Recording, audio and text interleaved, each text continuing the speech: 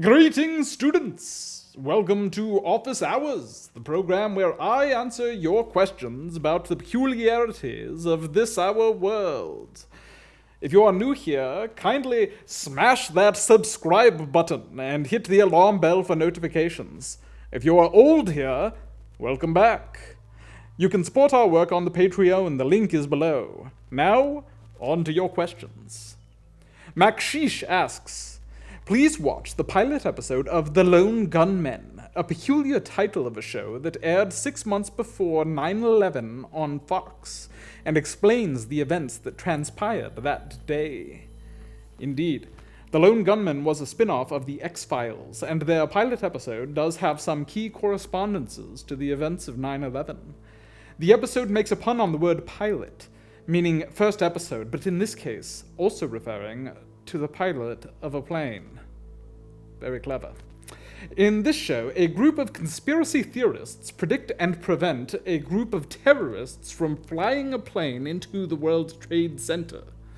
A much more direct anticipation of the event than in Back to the Future, but then again, it was also much closer to the event, which suggests a psychic shockwave theory more than mundane foreknowledge, to me at least. This does seem to be the meat of what is startling about this particular connection. However, there is one further peculiarity I noticed as I was looking into this. The written by credit is shared on this episode pilot by 4 men: Chris Carter, Vince Gilligan, John Shaban, and Frank Spotnitz. These were the 4 creators of this show and were the writers of several episodes of The X-Files. However, 4 writers on a single episode is quite a few. I cross-checked this with the list of writer credits for The X-Files and found that there was only 1 episode of that show with 4 names in that credit, and that those were the identical 4 names to the pilot episode of The Lone Gunmen. Moreover, this episode was particularly lauded, garnering an Emmy nomination for Outstanding Writing. This is particularly surprising, given the claim on Wikipedia that the episode was written in a mere 48 hours on a rush schedule after another episode script unexpectedly failed to appear. The name of that episode was Memento Mori. Spoilers follow. In that episode, Agent Scully discovers that she has a tumor in her sinus system.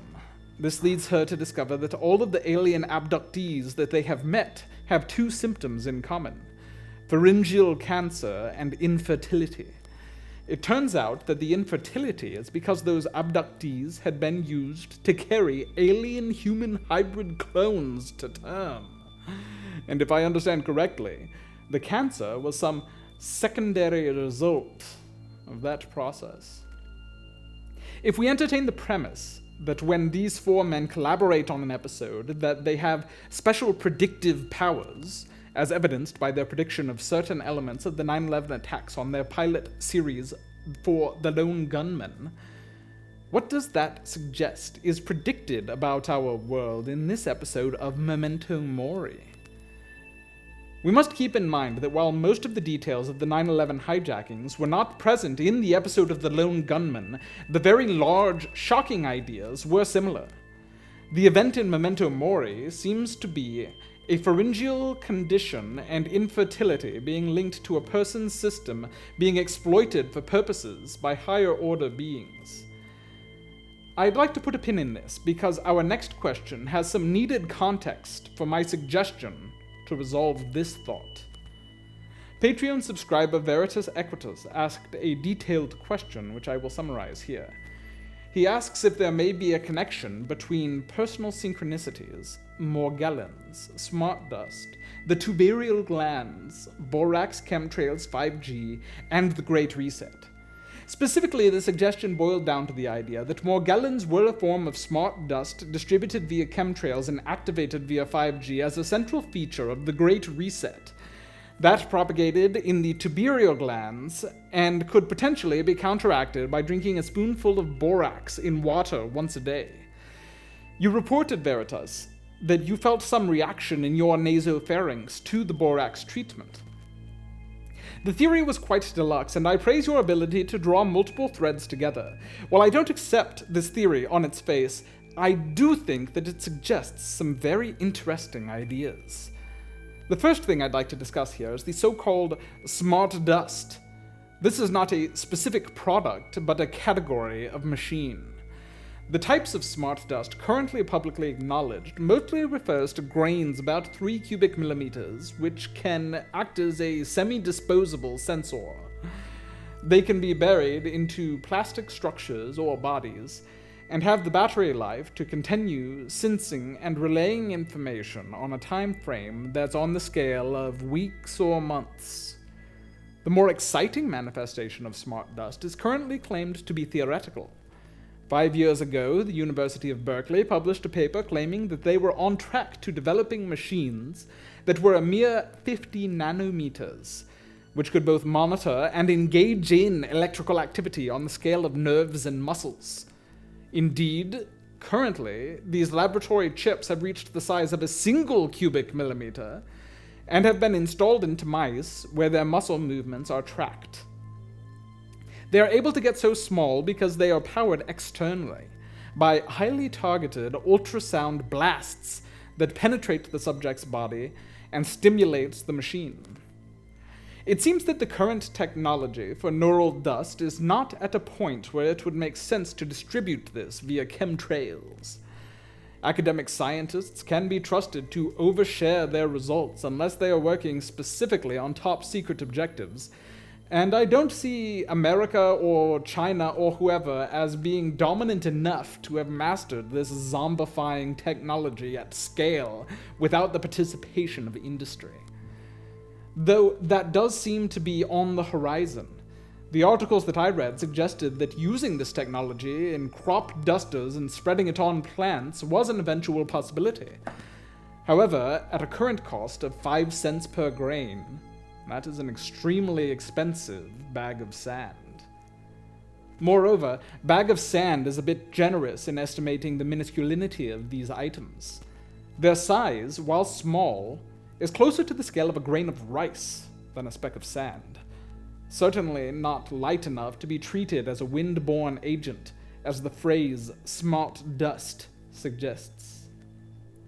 Moreover, the size of these seems to limit their mobility, etc., and I do not see them being able to find their way to relevant neural pathways after inhalation or ingestion, and I see no reason that the relative alkalinity of the stomach environment would inhibit their replication, as suggested in the theory you shared, Veritas, and particularly in the proposed solution of drinking borax.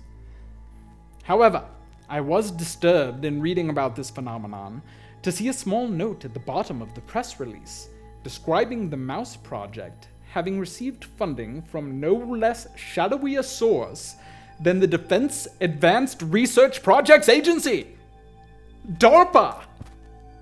DARPA is an interesting organization.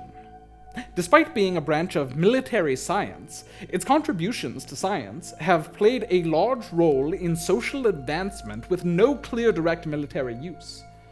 While they are responsible for certain military innovations, including stealth technology and drones, they have also played a large role in everyday futuristic tech, such as the GPS, the personal computer, and yes, even the internet.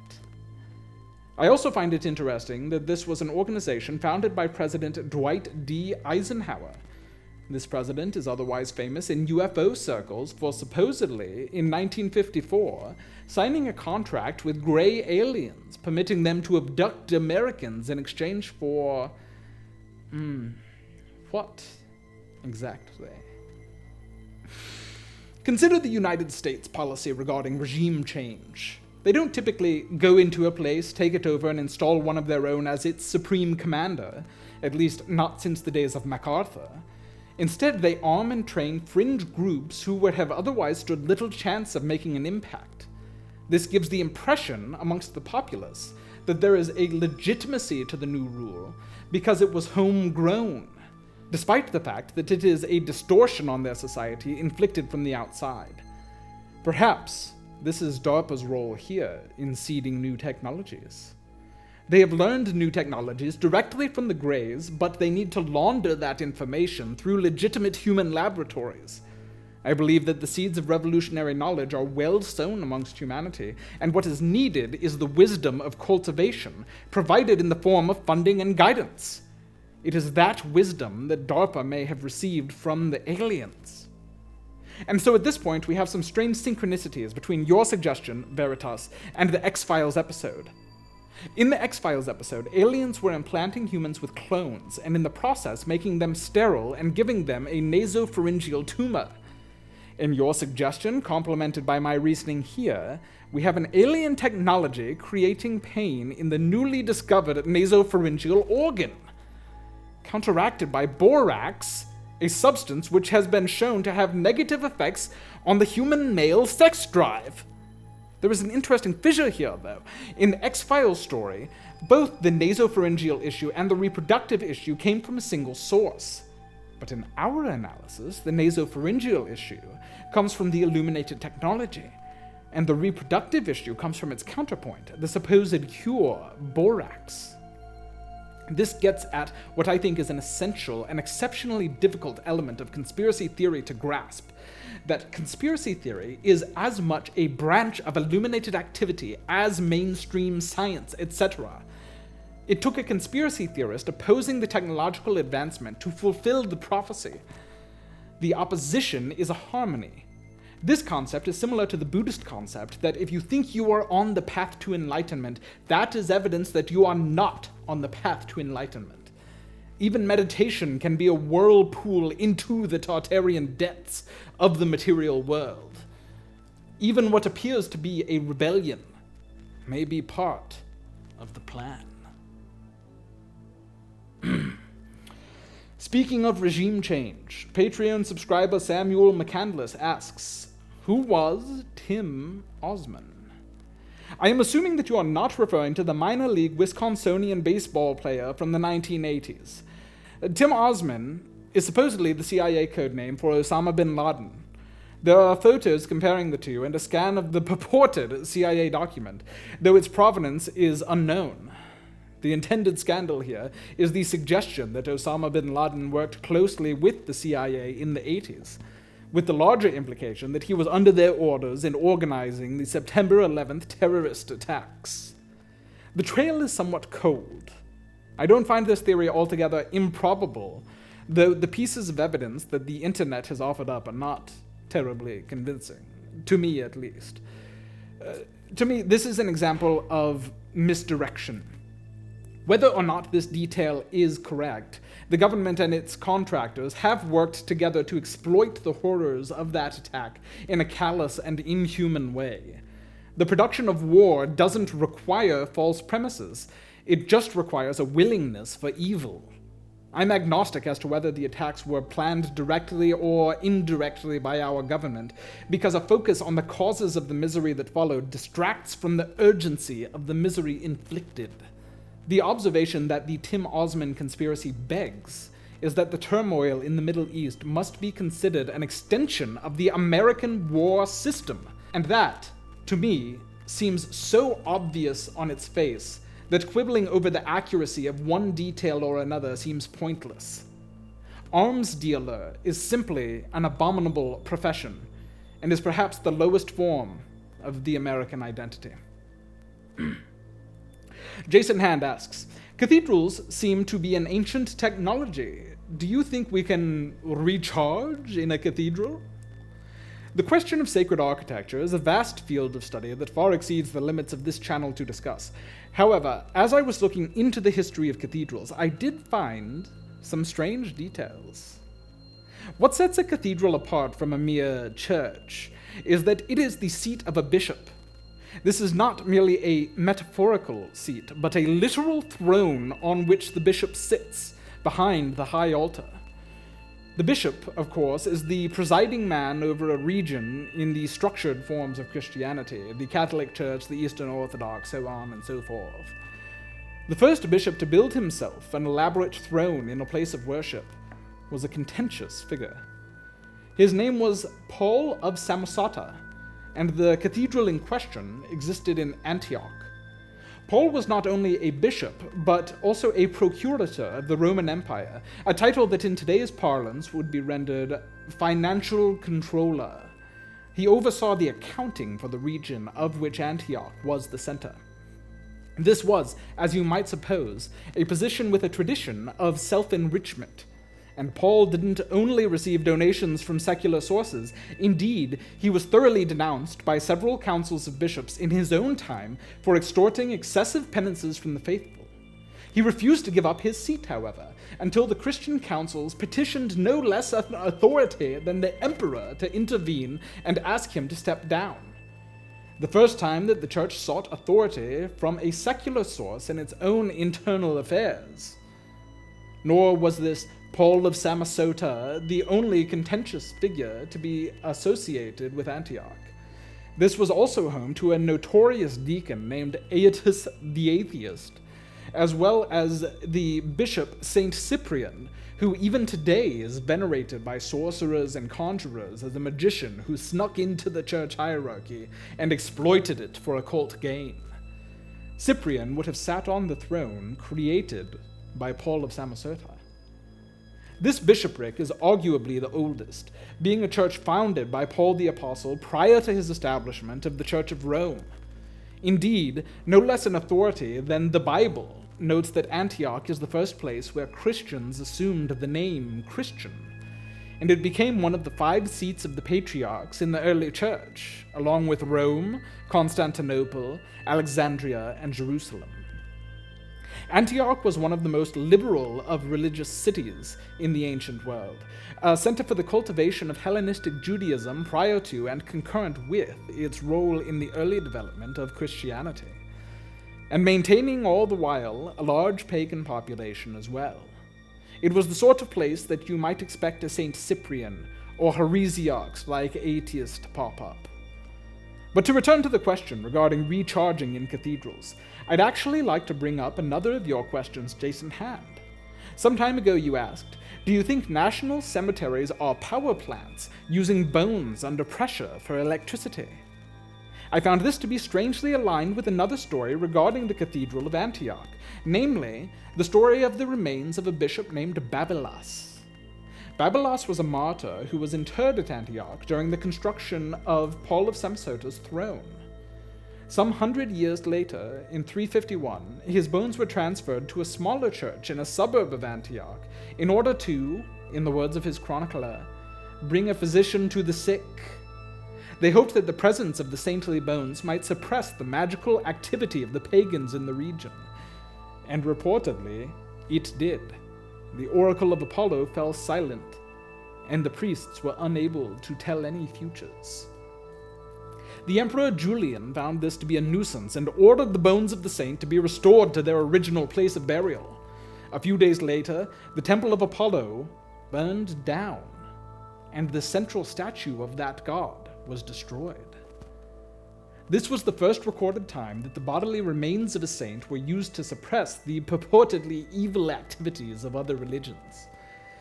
And they originated in the first cathedral, a place that was itself the subject of the occult interest of such magicians as Saint Cyprian of Antioch, and that was generally a melting pot that allowed in ideas from other religious movements. Could it be that the model for whatever powers a cathedral may have was forged in the crucible of the bishopric of Antioch? And is it possible that it is the presence of the relics of saints that are one ingredient in the formula for the purification that you feel, Jason Hand, when visiting a cathedral? This is a suggestion based on the history, but I should be interested to hear the experiences of viewers who have a regular relationship to cathedrals. Thank you for your questions, Jason Hand. I hope that this talk has been illuminating, because it was a pleasure for me to research. Mai asks for commentary on this image from 4chan.